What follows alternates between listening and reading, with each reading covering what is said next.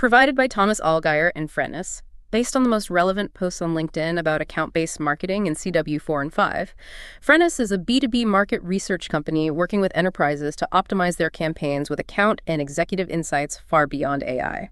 Ready to get into it? Let's do it. Welcome back to another deep dive. Today, we're unpacking a really specific shift in the B2B marketing world. If you've been watching the conversation on LinkedIn over the last couple of weeks, calendar wins 4 and 5, the whole mood has just changed. It really has. For the last year, maybe more, it was all about the tech stack, right? Yes. Which tool is the silver bullet? Exactly. Okay. But looking at the sources we pulled, the pendulum is swinging way back. We're moving from, I'd say, a tooling obsession to more of an execution discipline. It feels like everyone's realizing that vanity metrics just don't pay the bills. The patience for fluff is, it's gone. The focus in these posts is so much more on actual pipeline impact, the messy parts of sales alignment, and just the hard reality of enterprise buying cycles. And that reality check is exactly how we've structured this. We're going to hit 3 main clusters. First up, ABM strategy maturity. Basically asking, are you doing real ABM or just pretending? Okay. Then we'll get into the core friction point, sales and marketing alignment. And finally, we'll touch on the evolution of segmentation and intent data. Perfect. So let's start with that first one. ADM strategy and operating model maturity. I saw this recurring theme that the SaaS playbook is just breaking when you try to copy paste it into other industries. Oh, this is such a critical distinction. Yeah. Stefan Riepin had a really strong post on this, looking at nearshore and technical services. His whole argument is that if you run a standard SaaS ABM play, where you're just looking for intense signals and blasting out read. Right, you are going to fail in these sectors massively. Because you're not selling a license key, you're selling a partnership. Exactly. You're selling a huge implementation. Riepin points out that these are committee decisions that can take 6, even 9 months. The buyers are comparing you against offshore, onshore, hiring internally. It's a whole different calculation. So relying on firmographics, company X is in the right industry, or a simple, they visited the website, that's just not enough. It's worse than not enough. He says it's misleading. Those traditional intent signals, they don't capture what he calls committee readiness. I like that term. Yeah. Just because a company looks like a buyer on paper doesn't mean they're ready to consolidate vendors. You have to target based on actual conversion patterns, deep insights, not surface level stuff. This whole idea of surface level ABM really ties into a question that Megan Heyer raised. And I think it's a question that makes a lot of marketers pretty uncomfortable. The is this actually ABM question. Is your programmatic ABM just traditional outbound marketing in a new outfit? And she's so right to ask it. Her point is that a lot of teams, they take a target account list, but then they treat every single account the exact same way they treat a cold lead. They're not using customer insights to tailor anything. So if I have my list of named accounts, but I'm sending them all the same generic sequence, that's not... No, that's not ABM. That's just demand gen with a VIP list. Real ABM has to adapt the message to what that specific buying group needs. If the insight doesn't change the creative, what's the point? But that means we have to change how we measure success, right? If you're doing all this tailored work, the metrics have to reflect that depth. Which is a perfect lead-in to Declan Mulkeen's insight. He suggests we're all staring at the wrong North Star metric. Okay. Most B2B marketers, we obsess over ACV, annual contract value, or ARR, all acquisition metrics. Right. But Mulkeen argues the real metric for ABM should be CLV, customer lifetime value. That makes perfect sense in theory. But in the real world, most marketing teams are, hands off once the contract is signed. And that's the failure point. He emphasizes that ABM can't stop at the signature. It has to flow right into customer lifecycle marketing. If you see that closed won notification as the finish line, you are leaving so much money on the table. I do want to push back on this a little, or at least add a counterpoint. We just said enterprise cycles are long, 6 to 9 months. But Vincent Plassard argues that just because the sales cycle is long, marketing can't afford to be slow. Oh, I love this point. It's a great paradox. He calls a lack of velocity a silent killer. He brought up companies like Ramp or Synthesia. They sell to businesses, but their marketing moves incredibly fast. Rapid experiments, quick content. Right. Even if the deal itself takes a year to close, your presence in the market has to be agile. If you're taking 3 months to get a campaign out the door because, it's enterprise, you've already lost. Yeah. You need that high-velocity marketing to sustain a low-velocity sales cycle. But that sustainability, it relies completely on the handoff between teams. That brings us right to our second big theme, sales and marketing alignment. This is where it usually gets messy.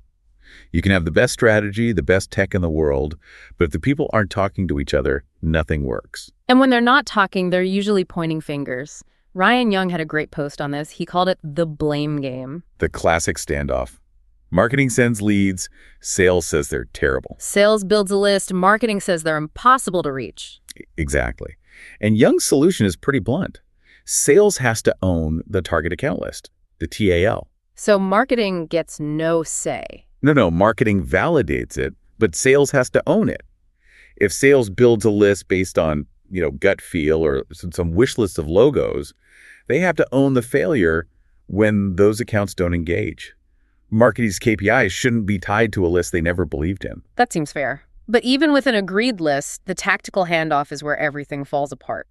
Karina Owens highlighted a really specific failure point. It's between the BDR and the account executive. The fumble on the 1-yard line. She says this isn't a marketing problem, it's a collaboration gap.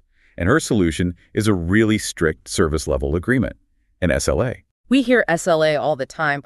What does a good one actually look like here? It has to be super granular. For example, if 2 different personas from one account engage with our content in 7 days, the BDR has 24 hours to warm up the champion, and the AE has to immediately request a consensus call. I see. So it's not throw a lead over the fence. It's a choreographed play. It is. And Stefan Mersch took this idea of integration a step further.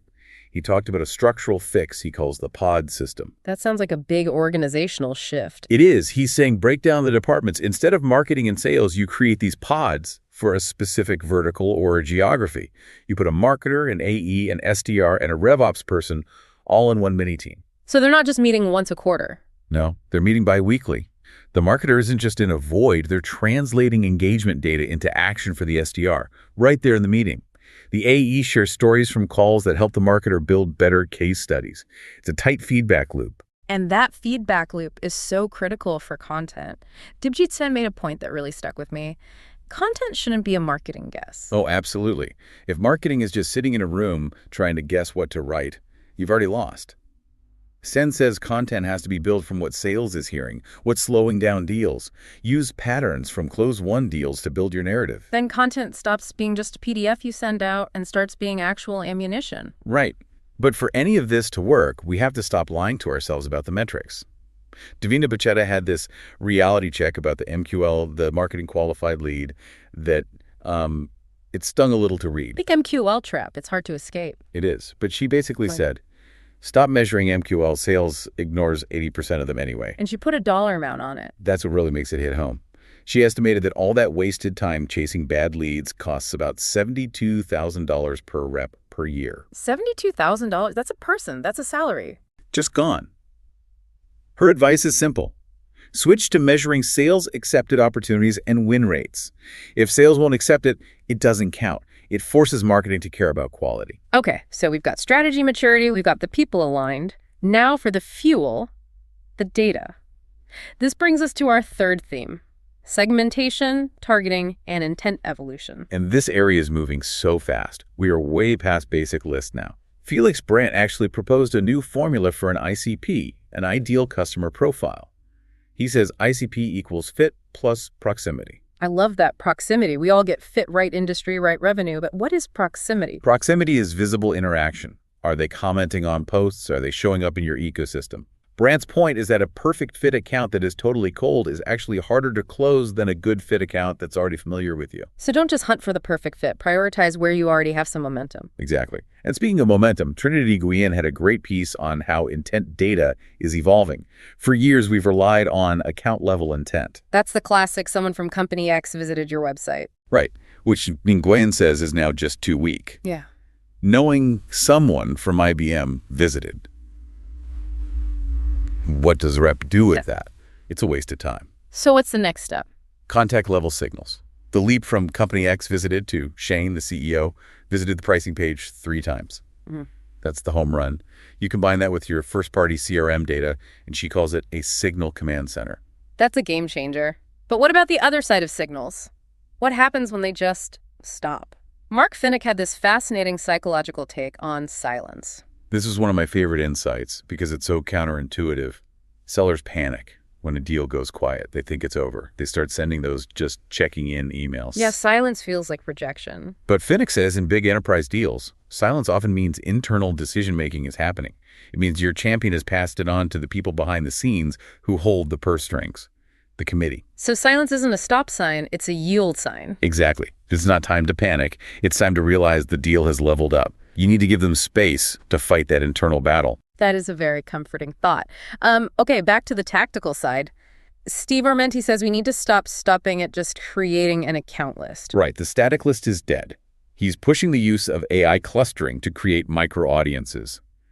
Instead of targeting healthcare companies, you use AI to find clusters based on why they might be buying. Like healthcare companies that just hired a new CTO. Or healthcare companies expanding into Europe. It's about the context, not just the firmographics.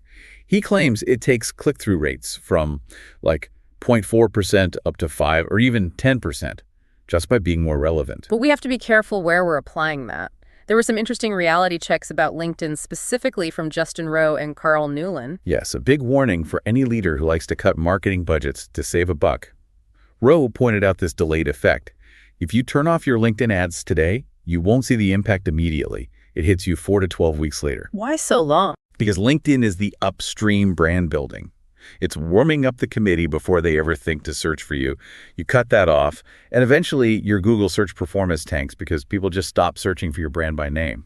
And Carl Newland added a point about the algorithm itself that was a little terrifying. It is scary if you're relying on organic.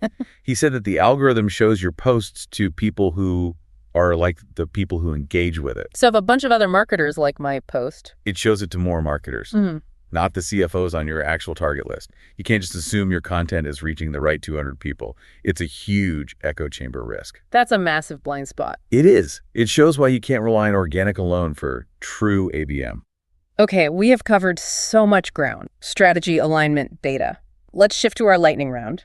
We pulled 3 super specific tactical plays that you could go do, like today. Let's do it. All right, play number 1 is from Morgan J. Ingram. He calls it the former customer play on Sales Navigator. Classic. So effective, and people forget to do it. The setup is so simple. In Sales Nav, you filter past company equals a company where you have happy customers. Then filter current company equals one of your target accounts. And this is the key filter for role tenure less than 1 year. That last bit is everything. You're finding champions who already love your product, who just landed at a new company where they want to make an impact. It is the easiest warm intro in the world. Play number 2 comes from Guillaume José and HLibS. It's about using AI, but not for writing emails. No, this is for research. They're talking about using Claude specifically with a Clay integration to replace manual prospecting. You use it to map out org charts, find the exact right angle before you ever hit send. So instead of a rep spending an hour on Google? The AI does it. It synthesizes the why yes, why now logic for you. It's automating the research, not just the writing. And finally, play number 3 from Finn Thormeyer. This is about executive thought leadership. This one takes an internal buy-in, but the payoff is huge. You interview your CEO or your CTO for 1 hour, record it. Then you slice that up into a bunch of LinkedIn posts for their personal profiles, not the company page. What's the kicker? You retarget anyone who engages with those executive posts. You're leveraging the personal trust of the leader, then using paid ads to capture that high-intent demand. It just bypasses that corporate filter everyone has. Simple, smart, high leverage. I love that. It really just wraps up the whole theme of this deep dive, doesn't it? It's not about more tools. It's about using the assets you already have, your customers, your data, your leaders, more intelligently. Absolutely. Well, that brings us to the end of this deep dive. If you enjoyed this episode, new episodes drop every 2 weeks. Also check out our other editions on field marketing, channel and partner marketing, AI and B2B, MarTech, go-to-market, and social selling. And if I can leave you with one final thought, please stop treating ABM as a campaign. It is not a campaign.